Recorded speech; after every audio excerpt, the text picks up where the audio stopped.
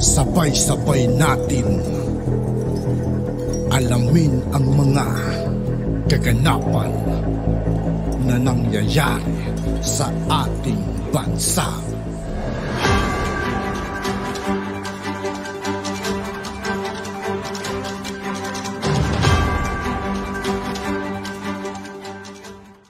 Yo, what's up mga kaibigan? This is I2K po again. Ngayon nandito naman ulit tayo sa channel ni Kabayan News PH. Dito naman ulit tayo magbibigay ng komento at reaksyon. Pero bago ang lahat ng yan mga kaibigan, sa lahat ng hindi pa nakasubscribe kay Kabayan News PH, mag-subscribe na po tayo at huwag nyo rin pong kalimutan mag-subscribe dito sa aking channel. Simulan na natin mga kaibigan. Let's go! Ang gustong litisin ni Risa Hontiveros. Bakit? Mga kabayan, nagkaroon ng rally o pagtitipon kahapon sa Liwasang Bonifacio ang mga taga-suporta ni Pastor Apollo Kibuloy kasama ang kanilang mga abogado sa pangunguna ni Atty. Topacio. Nanawagan sila kay Senator Risa Hontiveros na hindi dapat sa Senado gagawin ang investigasyon kundi sa Korte Suprema. Dahil dito nagsigawan ang mga supporters ni Kibuloy kung saan ay pinagre-resign si Senator Risa Hontiveros.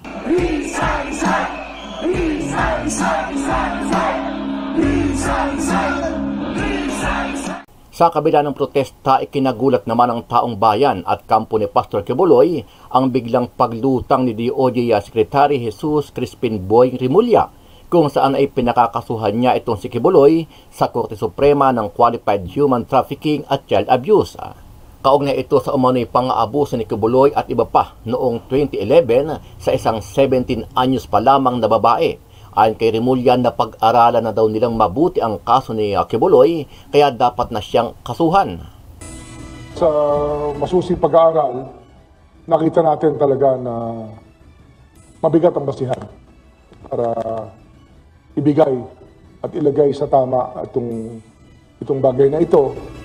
Napakabigat. Sabi ko nga, usap tayo ng usap tungkol sa extradition, ngunit sa sarili natin bakuran, hindi natin inaaktuhan. Mabuti na aktuhan natin ito sa sariling bakuran natin.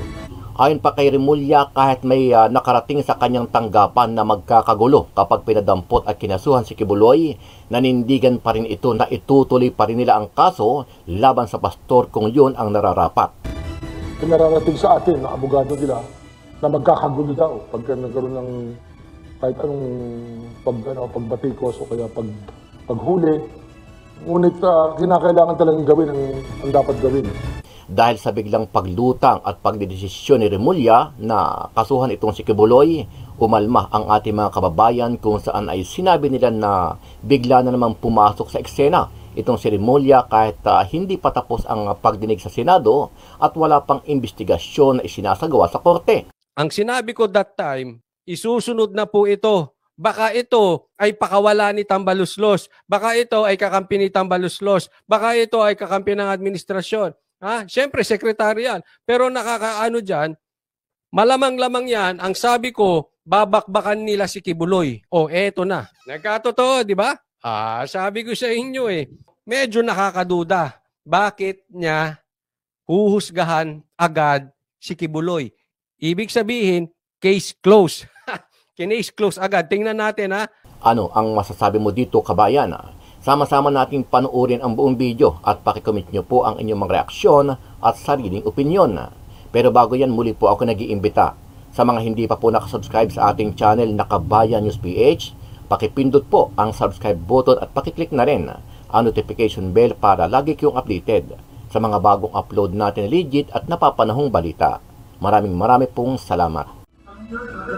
Mabigat ang ebidensya kaya dapat kasuhan si Apollo Kibuloy. Ito ang nakita ng Department of Justice o DOJ sa pag-aaral nila sa reklamo laban sa religious leader na ilang taon nang nakabinbin sa kagawaran sa ilalim ng petition for review. Ito ay nasa DOJ na mula pa noong panahon ni dating Pangulong Rodrigo Duterte. Ayon kay Secretary Crispin Rimulya, ipinag-utos na nila sa piskal sa Davao City na isampa ang kaso sa korte laban kay Kibuloy. Ito ay sexual abuse of minor sa ilalim ng Special Protection of Children Against Abuse, Exploitation and Discrimination Act na nangyari umano sa Davao. Sa masusing pag-aaral, nakita natin talaga na mabigat ang basihan para ibigay at ilagay sa tama itong bagay na ito. Napakabigat.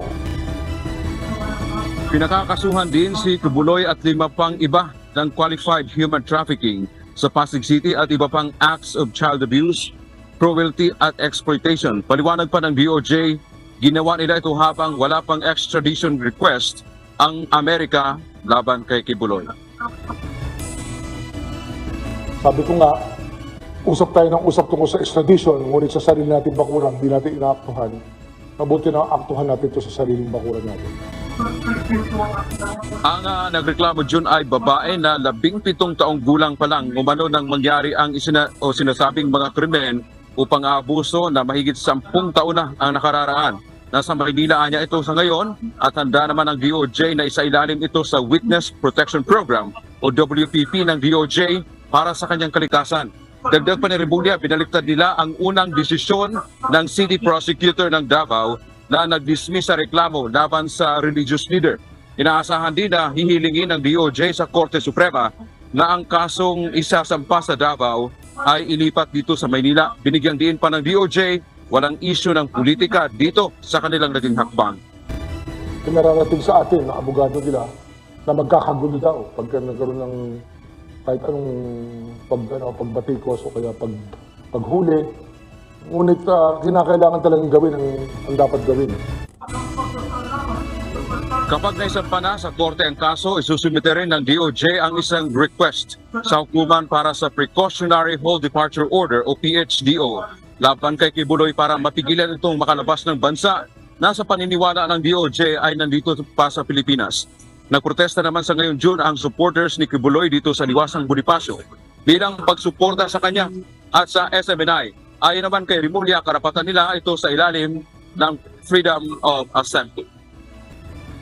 Yung sinasabi ni Secretary Remulla, ito ay nasa mahigit 4 na taon na naka-pending, nakabinbin sa Department of Justice noong panahon pa nga ni dating Pangulong Rodrigo Duterte. At inabutan na nila itong kaso na ito at wala pang naging desisyon. At dahil nga nagkaroon ngayon ng issue June ng extradition request mula sa Amerika, ang sinabi dito ni Remulla, kung sa habang tayo ay naghihintay ng sinasabing extradition na request, bakit hindi natin re-reviewin yung mga kaso mismo dito sa ating bakuran o dito sa Pilipinas para mabigyan ng resolusyon. At kanina nga ay opisyal nilang inanunsyo na pinaliktad nila o pinagtibay nila na sinasabing may sapat na batayan, may sapat na ebidensya upang kasuhan sa korte si Apollo Kibuloy. Alam mo, natatawa ako talaga, ha? Agad-agad. Nagsisimula pa lang tayo, tawang-tawa na ako. Kasi pag napapanood ko to, alam niyo kung bakit? Sino dito yung mga nakakaalala nung unang araw na lumitaw at nag-press con si Remulla, si Boying? Naalala niyo yon? Sa mga nakakaalala, comment lang niyo po, naalala niyo. That time, sinasabi ko, nako, medyo duda ako sa paglabas ngayon ni Boying. Kasi yung paglabas ng yon, binakbakan agad si Tebes. Ang sinabi ko that time, isusunod na po ito. Baka ito ay pakawala ni Tambaluslos. Baka ito ay kakampi ni Tambaluslos. Baka ito ay kakampi ng administrasyon. Siyempre, sekretary yan. Pero nakakaano dyan, malamang-lamang yan, ang sabi ko, babakbakan nila si Kibuloy. Eto na. Nagkatotoo, di ba? Sabi ko sa inyo yung paglutang ni Kibuloy na ito, ni Kibuloy, ni Boying, alam nyo, ito ang number one sa press con dati, di ba? Nanahimik lang yan. Kaya kailangan ito ng mga galit sa Duterte. Kailangan ano ba, nalilito ko kay Kibuloy tsaka kay Boying. Kailangan si Boying ng galit sa mga Duterte. Nang kumakalabang kay Kibuloy. Bakit? Number 1 sa press con yan si Boying. Nako, araw-araw. Dati, bantag. Tapos, naging Tebes. Araw-araw yun. Tapos, nagpalitan lang si Bantag, Tebes, Bantag, Tebes. Ngayon, meron na.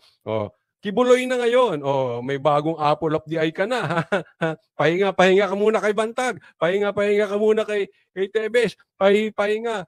Oh, ayan. Back ulit. Tingnan mo. Pinag-aralan namin ng gusto at ang lumalabas talaga rito ay meron talagang kailangang panagutan si Pastor Apollo Kibuloy at Yun, case closed. Ang galing. Ang sipag ni Boying. Isipin mo, ilang taon, pati US 11 years, kinasuhan si Kibuloy, hindi pa rin napapatunayan. Si SOJ Boying Remulla, kababalik lang, pinag-aralan, at napatunayan na agad na kailangan may panagutan si Kibuloy. Ang galing. Ang galing. Case closed. Another story of case closed. Ayun. Alam mo, nakakabilib talaga to si Boying, hindi ko alam kung siya ay may sakit talaga o wala. Pero napabalita na siya may sakit. Pero kung totoong siya ay talagang may sakit, isipin mo, may sakit ka na, kababalik mo lang, tapos Project Kibuloy na. Ewan ko lang. Hindi naman natin na mapatunayan kung nagkasakit ka siya, pero malaki ang ugong niya na nagkasakit kasi it's very unusual mawawala si Boying. Oh. At yung tawag ng pangangailangan ng mga galit kay Duterte, kailangan ibalik si Boying kasi siya ang #1 press con man. Yari ka, Kibuloy. Oh. Case closed. Napag-aralan.